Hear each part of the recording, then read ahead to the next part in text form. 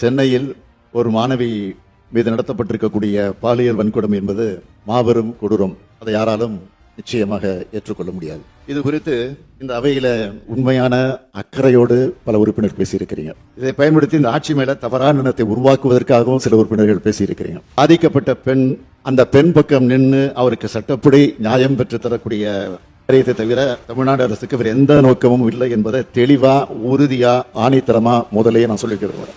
24/12/2024 அன்று பிற்பகல் சென்னை மாணவி ஒருவர் கொடுத்த புகாரின் அடிப்படையில் கோட்டூர்புரம் அனைத்து மகளிர் காவல் நிலையத்தில் உடனடியாக வழக்கு பதிவு செய்யப்பட்டுச்சு. உடனடியாக தீவிர விசாரணை மேற்கொள்ளப்பட்டுச்சு.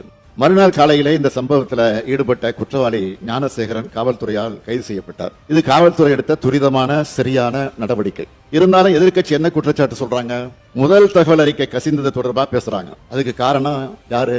ஒன்றிய அரசின் கீழ் செயல்படுகிற NIC, தேசிய தகவல் மையம். அது நம்ம காவல்துறையால உடனடியாக சுட்டிக்காட்டப்பட்டு அதற்கு பின்னால அந்த தொழில்நுட்ப கோளாறும் சரி செய்யப்பட்டிருக்கிறது. அது தொடர்பாக அந்த அமைப்பும் நிறுவனமும் விளக்கம் கொடுத்து கடிதமும் எழுதியிருக்கிறாங்க. அடுத்து பாதுகாப்பு இல்ல, கேமரா இல்ல, 19 ரூபா சொல்ற குற்றச்சாட்டு உண்மை இல்ல. சம்பவம் நடந்த வளாகத்தில் சுத்தி இருக்கக்கூடிய பகுதிகளில் இருந்த கண்காணிப்பு கேமராக்கள் உதவியோடு தான் குற்றவாளி அடையாளம் காணப்பட்டு கைது செய்யப்பட்டிருக்கிறார். மூன்றாவது குற்றச்சாட்டு, முதல் தகவல் அறிக்கை வெளியானதை வச்சுட்டு யார் அந்த சார் அப்படின்னு கேட்கறீங்க. மாண்புமிகு உயர்நீதிமன்ற உத்தரவுப்படி நியமிக்கப்பட்ட சிறப்பு புலனாய்வு குழு தான் இப்ப இந்த புகார் விசாரிக்கிறாங்க.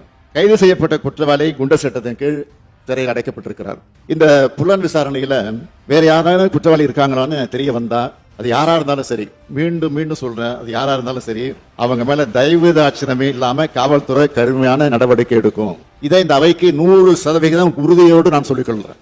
நான் எதிர்கட்சிகளை கேட்க விரும்புவது, யார் அந்த சார் அப்படின்னு சொல்லி குற்றச்சாட்டுறீங்க. உண்மையாக உங்ககிட்ட அதுக்கு ஆதாரம் இருந்தா உயர்நீதிமன்ற உத்தரவுப்படி அமைக்கப்பட்டிருக்கக்கூடிய சிறப்பு புலனாய்வு கொண்டு கொடுங்க, சொல்லுங்க. ஆதாரம் இருந்தா அதை யார் தடுக்க போறான்?